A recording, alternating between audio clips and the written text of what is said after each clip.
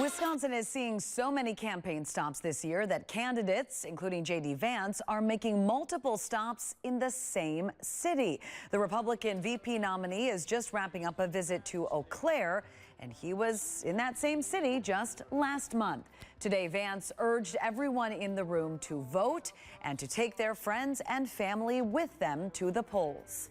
We're never going to have the mainstream media. We're never going to have the Democrats' allies in the press, but we have the truth and we have the people, and we are going to win Wisconsin because of that. Those are the two most powerful forces in American politics. Vance's visit comes 3 days before Democratic presidential nominee Kamala Harris returns to Madison. State Senator Calderoy says Harris has momentum and criticized JD Vance for his comments about immigrants allegedly eating pets.